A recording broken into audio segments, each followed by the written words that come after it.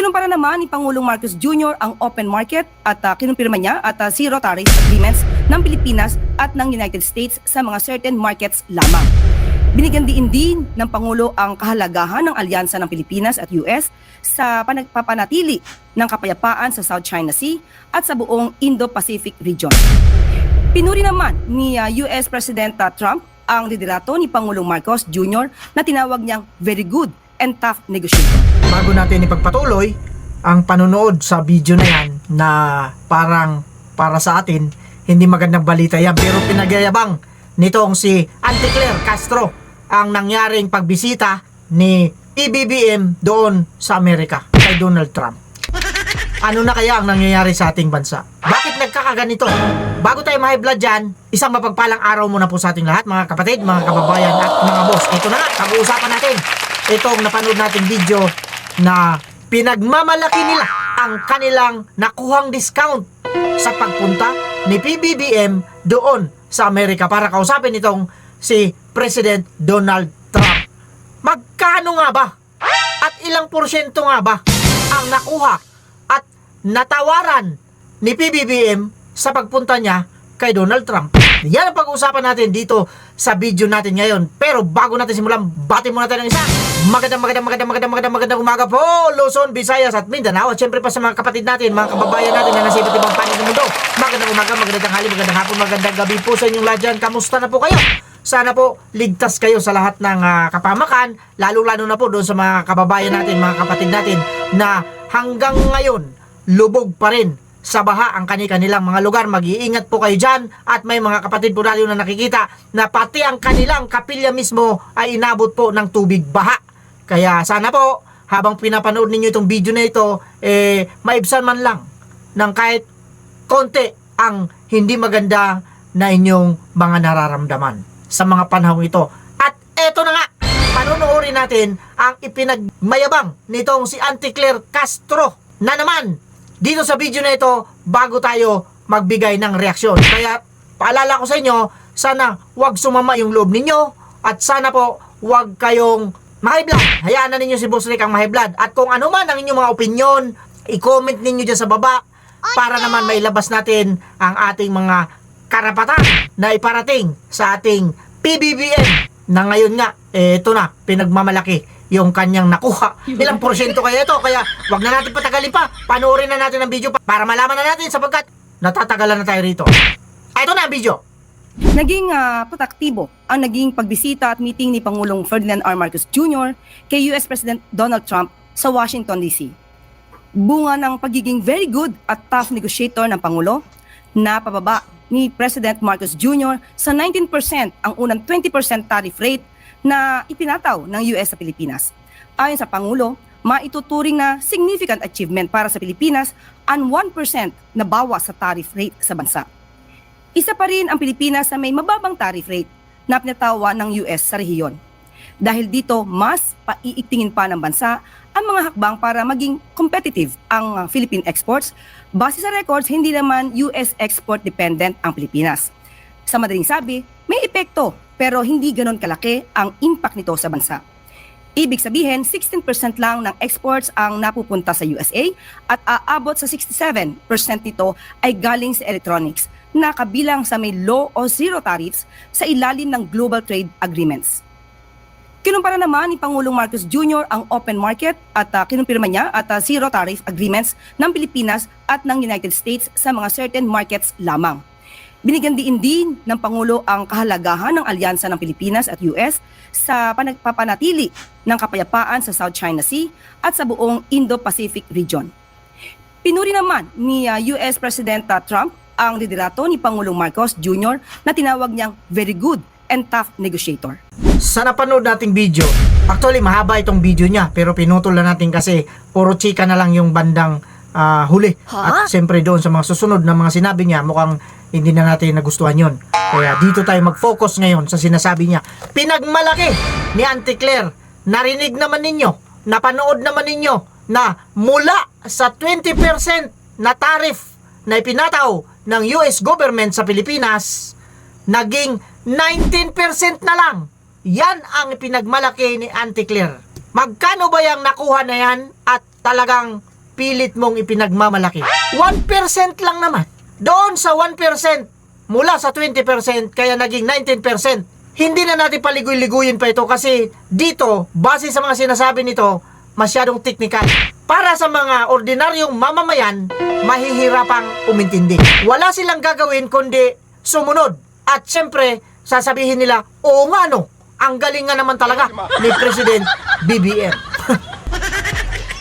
Yan ang sinasabi natin dito. Para maunawaan ng lahat ng mga Pilipino, ng lahat ng mga ordinaryong Pilipino, yung 1% na pinagmalaki niya sa abot ng ating makakaya, ipapaliwanag natin dito ngayon. Auntie Claire, kasali ka, makinig ka rito. Hindi mo kailangan maging abogado, hindi mo kailangan maging profesor, hindi mo kailangan maging ano pa man dyan, successful na businessman. Simple lang yan. Himay-himayin natin sa abot ng makakaya ni Boss Rick dito. Yang 20% na ipinataw ng gobyerno ng Amerika sa bansang Pilipinas, ipapaliwanag natin ng simplify. Isisimplify lang natin dito.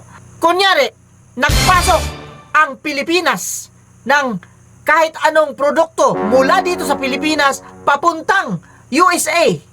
Magkano ang babayaran ng Pilipinas sa tariff na sinasabi nila? 20%. Halimbawa, nagkakahalaga ng 100. Dito na tayo sa mababa para mas madali natin maintindihan, lalo na tayong mga ordinaryong Pilipino. 100 halaga yung iyong produkto na ilalabas mo papuntang USA. Papatawan yan ng tinatawag na tariff o taripa.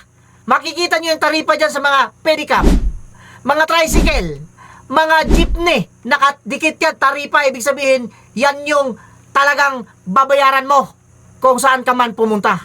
Nandyan yan, makikita ninyo. Ngayon, ang tatanggalin nila dyan, ang ipapataw nila dyan na porsyento na taripa ay 20%. So halimbawa 100 yung ilalabas mo rito papuntang Amerika. Magkano ang tatanggalin nila? Magkano ang ibabayad ng Pilipinas sa Amerika para makarating doon yung kanyang produkto? Magbabayad ka ng 20%. Magkano ang 20% sa 100? Kung hindi ako nagkakamali, magbabayad ka ng 20 pesos sa 100. Pag 1,000, 200. Pag 100,000, 2,000. Tama ba ako? O may tama kayo? Yan ang sinasabi natin dito.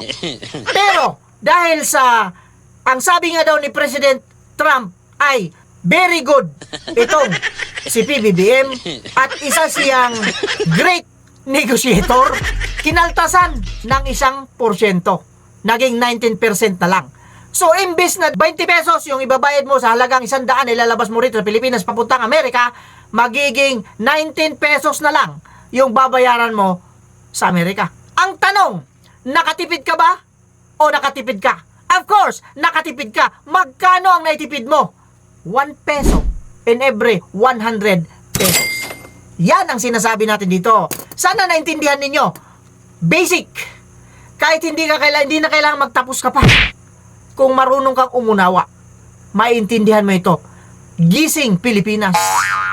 Kasi dito, pag ang nagsasalita rito, medyo technical, hahaluan nila ng English yan para hindi maintindihan ng tao. Lilituhin. Maglalagay sila ng mga termino na mahirap intindihin para makalusot yung mga sinasabi nila at sasabihin ng isang Juan de la Cruz, oo nga ano, nakatipid nga tayo ano, laki naman yan. 1 peso in every 100 pesos. Ang tanong pa, ganito, yung piso, yung 1 piso, sa panahon ngayon, may halaga pa ba yan? Naalala ko, yung pamangking ko nung nanghingi ng pera. Sabi niya, to, pahingin piso. Sabi ko, wala akong pera ngayon. Nak, sa susunod na lang pagdating ng sweldo ko. Alam ba ninyo kung ano sinabi sa akin? Minura ko. Imbis na magalit ako, natawa na lang ako. Bakit? Ibig sabihin, wala nang halaga ang piso ngayon. Subukan nyo. Bigyan ko kayo ng piso. Anong mabibili ninyo? Isang pirasong candy. No more, no less. Yan ang sinasabi natin dito. Bakit mo ipagmamalaki yan? Pag nakapulot ka ba ng piso ngayon, ipagmamalaki mo? Basic. Kagaya ng sinasabi natin dito, para maunawaan ng mga taong nasa mababang level, kasi itong pinag-uusapan dito, doon ito sa, napupunta ito doon sa mga matatalino. Lalo na ngayon mga op-op ng mga vloggers. Akala nyo ba lusot kayo rito? Kasali kayo rito? Mga op-op kayo. Ipaliwanag nyo mabuti ito. Siyempre, pag kayo naman nagpaliwanag, iba yung ipapaliwanag ninyo. Pupurihin ninyo yung inyong amo. Mga aso kasi kayo. Mga ob-ob kayo. Kagaya ng nagsasalita dito, mga ob-ob. Kasama nyo yan. Mga ob-ob kayong lahat. Piso pinagmamalaki ninyo? Sa bagay nga naman, hindi mabubuo yung 100 kung walang piso. Di ba? 99 lang. So, ibig sabihin, mahalaga ang piso. Pero dapat, hindi lang piso yung ibinaba. Doon sa every 100. Pinag-usapan natin to 100 pesos lang ha. Paano kung malaki? Di lalaki yung babayaran natin. Hindi naman tayo mag-i-export doon ng halagang 100 lang. Ang in-export natin doon, libo-libo. Di magkano yung makukuha nila? Tapos magkano lang yung natipid mo? Kada 100 piso. Ipagmalaki mo pa, Auntie Claire. Kaya nga, di ba? Pero ito naman yung kabaliktaran ngayon sa kabilang dako. Pag ang Amerika ang naglagay dito, nag-export sila dito, papuntang Pilipinas, nag-import sila rito, walang taripa. Zero. Kaya nga ang tawag dyan ni Senator Aimee, 19-0. 19 pesos ang papunta sa Amerika. Pag sila pumunta rito, zero. Naintindihan ninyo?